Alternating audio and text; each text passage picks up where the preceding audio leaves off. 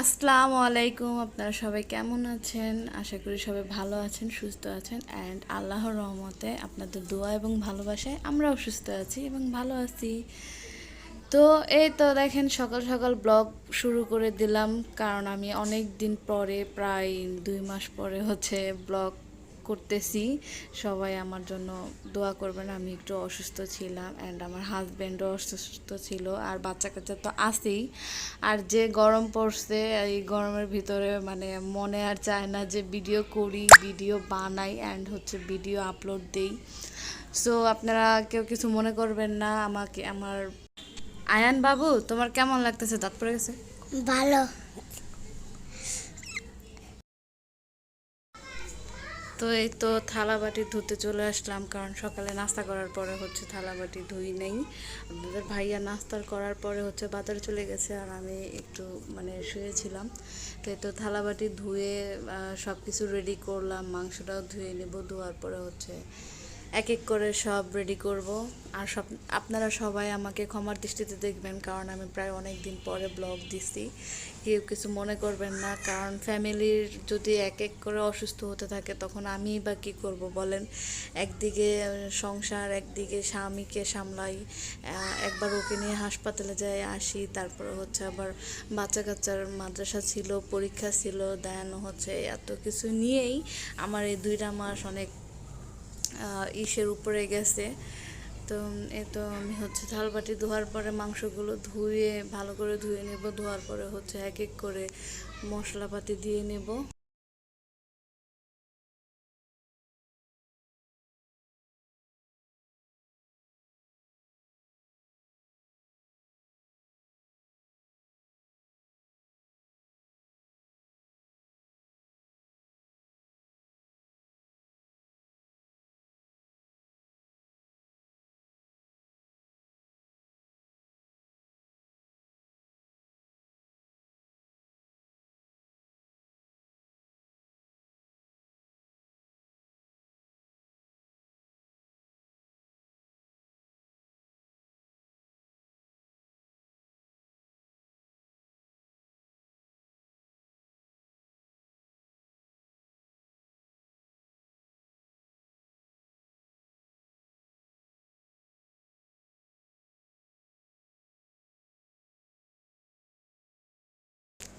তো এই তো আমি প্রায় মাংসটাকে 3-4টা ধোয়া দেওয়ার পরে অনেক ভালো করে ধুলাম, তারপর কড়াইটাকেও ধুলাম।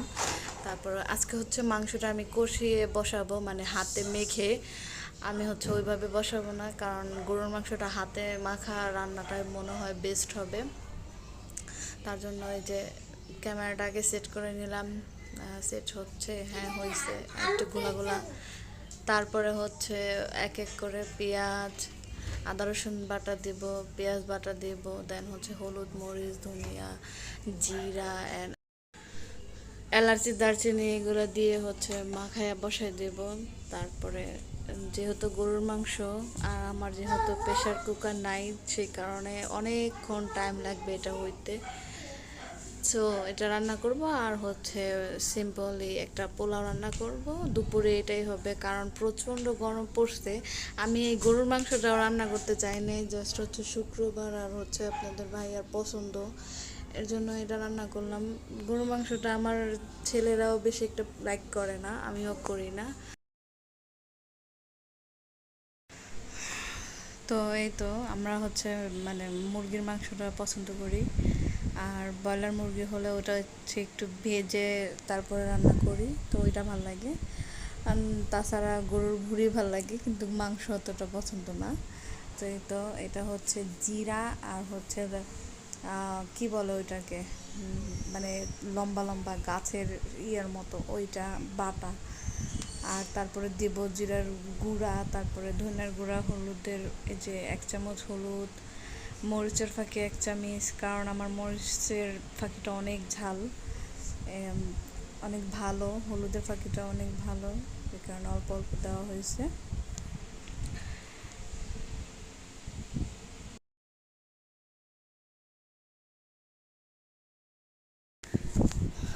তো এতক্ষণ যারা আমার ভিডিওটি দেখছেন, প্লিজ দয়া করে সবাই শুরু থেকে শেষ পর্যন্ত দেখবেন, কেউ স্কিপ করবেন না। আর হচ্ছে আমার ভিডিওটি যদি ভালো লেগে থাকে ছোট একটা লাইক দিয়ে দিবেন, আর হচ্ছে আমার চ্যানেলটি একটা সাবস্ক্রাইব করে দিবেন। এটা আপনাদের কাছে আমার একটা ছোট একটা রিকোয়েস্ট রইল।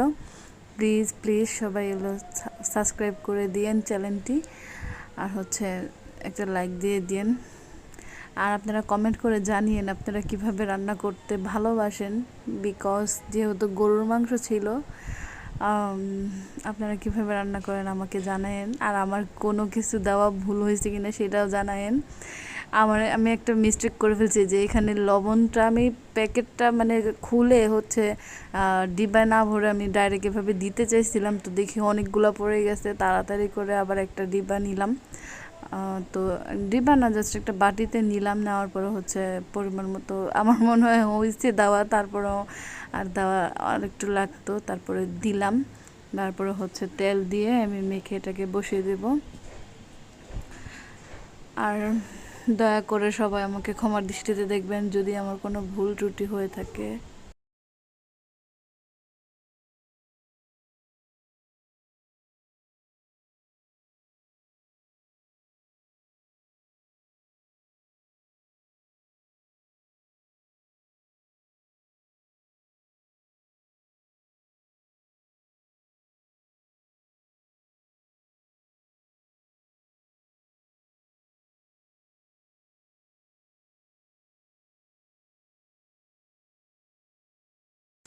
তো এই তো গরুর মাংস চুলায় বসিয়ে দিলাম, চুলার আগুনটা ধরিয়ে দিব। আর হচ্ছে আমার পাকঘরটা অনেক নোংরা হয়ে আছে, এখন এটা বসাইয়া তারপরে আগে পাকঘরটা পরিষ্কার করব, তারপরে হচ্ছে দেন আমি পোলাওটা বসাবো। পাকের ঘরের কাজ শেষ করে আবার যেতে হবে আমার রুমে। আমার রুমটার অনেক খারাপ অবস্থা, যেহেতু আমার কোনো মেয়ে নাই আর আমার হেল্প করার মতো কেউ নাই। আমার শুধু মানে আছে আওলানের মধ্যে, কেউ গুছানোর মধ্যে নাই ভাই। জানেন না কি পরিমাণ একটা কষ্ট যে লাগে।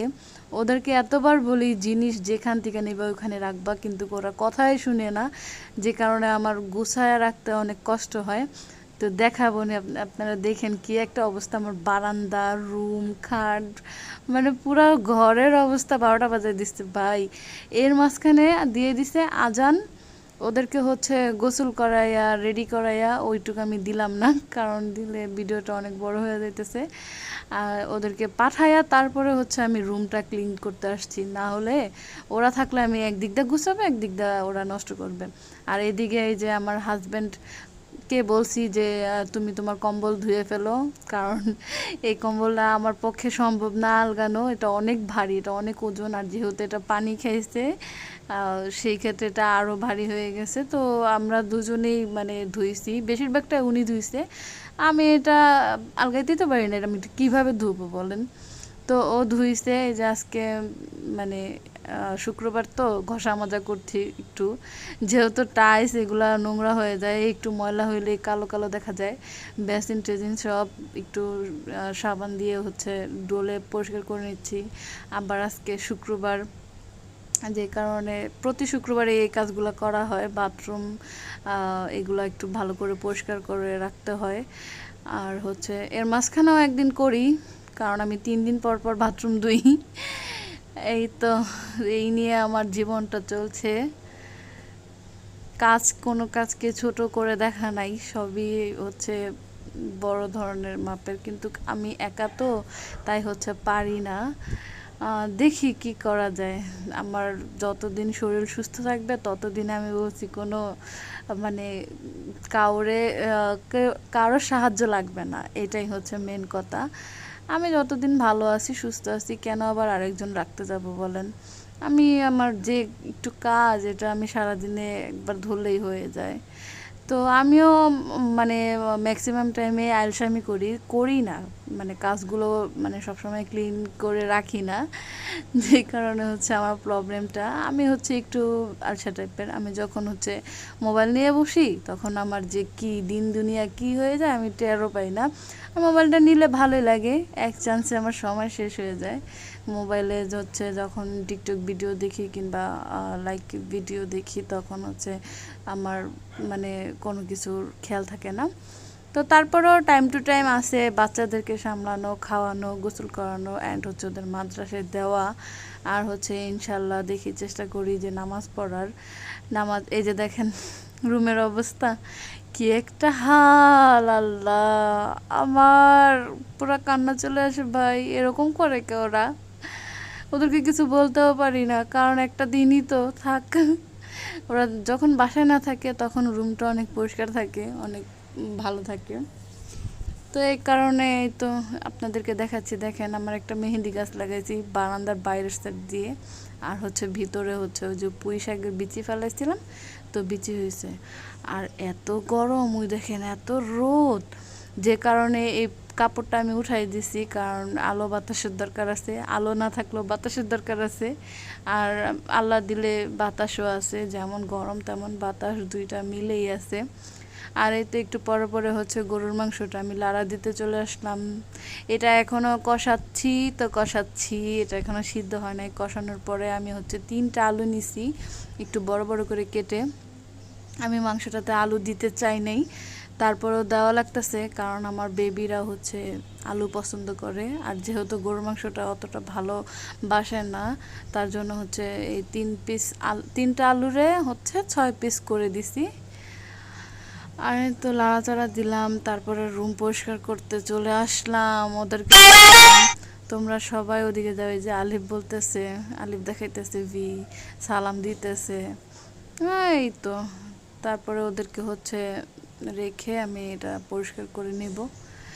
রুমটা পরিষ্কার করা থাকলে আমার মানে পুরো পৃথিবীটাকেই আমার পরিষ্কার লাগে, কোনো ঝামেলা লাগে না। তো এই তো আমার রুম পরিষ্কার করা হয়ে গেছে, ডান। এখন হচ্ছে শুধু রুমটা আমি মুছি নাই, কারণ রান্নাটা একবার শেষ করে তারপরে বলছি মুছবো। রান্নাটা বলতে এখনও পোলাওটা বাকি আছে, তো এখন আমি যাব পোলাওটা বসাইতে। পোলাওর জন্য এই তো তেল দিয়ে দিলাম, তেলে হচ্ছে 4-5টা এলাচি, দারচিনি, আদা রসুন বাটা আর হচ্ছে লবণ দিয়ে এটাকে লাড়া দিব, কারণ আমি পেঁয়াজ দেব না এইভাবে। এখন পেঁয়াজ দিলে হচ্ছে কি পেঁয়াজটা পুড়ে কালো হয়ে যায়, তখন পোলাটাও দেখতে কালো কালো লাগে, যে কারণ হচ্ছে আমি এইভাবে রান্না করি। আর পেঁয়াজটা আমি 4-5টা পেঁয়াজ হচ্ছে ভেজে রাখছি, বেরেস্তা বানিয়ে রাখছি, ওইটা আমি পোলাওর উপর দিয়ে দেব, তাহলেই হয়ে যাবে, দেখতেও সুন্দর লাগবে পোলাওটা। আর হচ্ছে এই তো এগুলা পরিষ্কার করে তারপরে দেন হচ্ছে করব। আর আমি চালটা দিয়ে দিছি, চালটা দেওয়ার পরে ভাজা ভাজা করছি। এর মাঝখানে আমি আয়ানরে ডাক দিলাম আর বললাম একটু ক্যামেরাটা ধরো, একা হাতে ধরতে পারতেছি না। তো ও আমার এই যে ক্যামেরাটা নিল, একটু সাহায্য করতেছে। আর আমি হচ্ছে এই পোলার চালটা ভালো করে ভেজে নেব, কারণ ভালো করে পোলার চালটা যদি না ভাজা হয় তাহলে হচ্ছে পোলাওটা ঝরঝরা হবে না। সো পোলাওতে পানি দিয়ে দেন হচ্ছে আমি কয়েকটা মটরশুঁটি দিয়ে দেব, ওইটা আমি হচ্ছে আপনাদেরকে দেখাই নেই, সরি। আর হচ্ছে এই যে আবার মাংস দেখাচ্ছি, কারণ এটা লাড়াচাড়া দিতে হবে, না হলে নিচে দিয়ে লেগে যাচ্ছে। তো এটা লাড়তে চাড়তে হচ্ছে এই যে ঘরটর পরিষ্কার করে মুছামুছি শেষ করে, রান্নারও প্রায় শেষের দিকে, আলু দিয়ে দিছিলাম, ঝোল দিয়ে দিছিলাম, তারপরে আমি ঘর মুছতে চলে গেছিলাম, যে কারণে এগুলো দেখানো হয় নাই। আর একা হাতে তো অসম্ভব এত কিছু করা, তাও যে আমি ভিডিও করতেছি, আল্লাহ। এই যে পোলাটাও মোটামুটি হয়ে আসছে, আর 10-15 মিনিট এভাবে দমে থাকবে, তাহলেই হয়ে যাবে। পোলাওটা দেখতে কিন্তু মাশাআল্লাহ খুব সুন্দর হয়েছে, যেহেতু মটরশুঁটি দিছি। আমার কাছে মটরশুঁটি অনেক ভালো লাগে, আই লাভ মটরশুঁটি।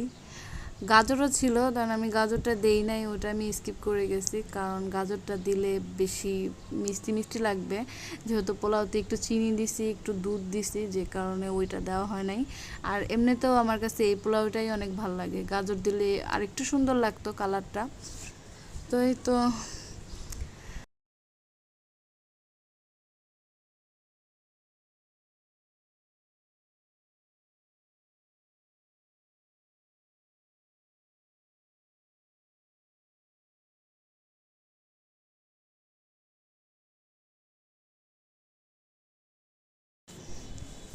দেখেন এখানে আদা রসুন পেঁয়াজ বাটা রাখছিলাম, রাখতে ভুলে গেছি, ওইটা রাখলাম।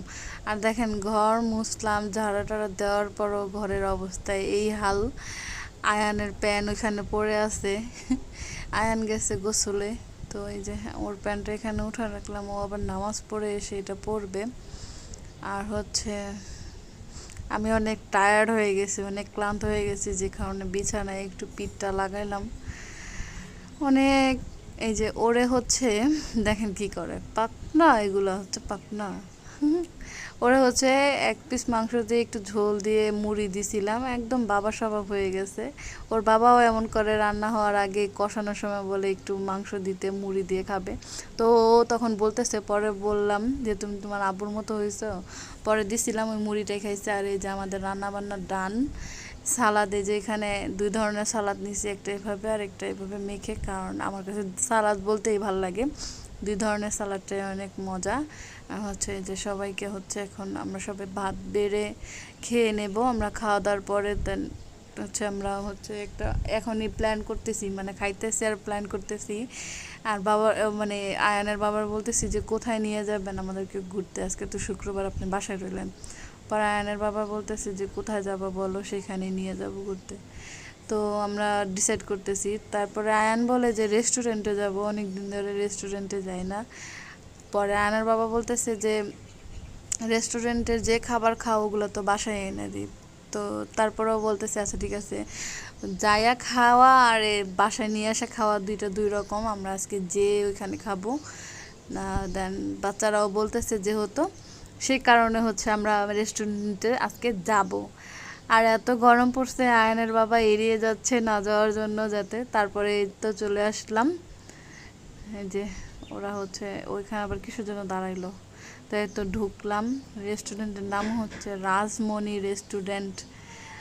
ঢোকার পরে তো আজকে শুক্রবার, অনেকটা ফাঁকা ফাঁকা, কেউ নাই। তারপরে আমরা এখানে বসলাম। এখন হচ্ছে বসার পরে বলতেছে কি খাবা। আমি বলতেছি আমি কিছু খাবো না, আমি একটু চা খাবো তাহলে হবে। এখন আমার সাথে সাথে ওরাও বলতেছে তাহলে আমরাও চা খাবো। তো ওর বাবা বলতেছে তাহলে এত গরমের ভেতরে আসলা কেন, চা তো বাসায় ছিল, বাসায় বানালেই তো খেতে পারতাম তাই না। তো এই তো অর্ডার দিয়ে দিছে চা আর নান রুটি। তো এটা খাবো আর হচ্ছে পার্সেল নিয়ে যাব হচ্ছে চিকেন চাপ আর নান রুটি, এটা আবার বাসায় যেয়ে খাবো। তো এখান থেকে এই যে এটা খাওয়ার পরে চাটা অনেক মজা ছিল, নান রুটিটাও মজা ছিল। তো খেয়ে দিয়ে খাওয়া দাওয়ার পরে হচ্ছে বাসায় চলে আসছি। বাসায় চলে আসার পরে আবার দেখা হচ্ছে ফুচকা। তো আমি বলতেছি ফুচকা দেখলে তো আমি আর মানে আমার লোভ সামলাতে পারি না, তো আমি বলতেছি ফুচকা খাবো। তো আবার ফুচকা নিয়ে দিছিল, দেন হচ্ছে আমরা ওটা বাসায় যেয়ে খাইছিলাম। বাইরে এত গরম পড়ছে, মানে রোদ ডুবে গেছে, তারপরও গরমের ভাব এখনও রয়েছে। তো বাসা যাওয়ার পরে হচ্ছে গোসল করছি, গোসল করে হচ্ছে ছাদে চলে গেছিলাম, এতটাই গরম। আর ছাদে অনেক ঠান্ডা বাতাস ছিল, আমরা প্রায় 2-2.5 ঘন্টার মতো ছাদেই ছিলাম। তো এই তো, আপনারা সবাই ভালো থাকবেন, সুস্থ থাকবেন। আমরা এখন ছাদে থেকে রুমে যেয়ে ফুচকা খাবো। ফুচকা খাওয়ার ভিডিও দেখে নেন। ফুচকাগুলো অনেক বড় বড় ছিল আর ফুচকাটা অনেক মজা ছিল। এইটা ছিল সবচাইতে বড় ফুচকা। তো আপনারা সবাই ভালো থাকবেন, সুস্থ থাকবেন, আমাদের জন্য দোয়া করবেন আর লাইক সাবস্ক্রাইব অবশ্যই করবেন। টাটা, আল্লাহ হাফেজ।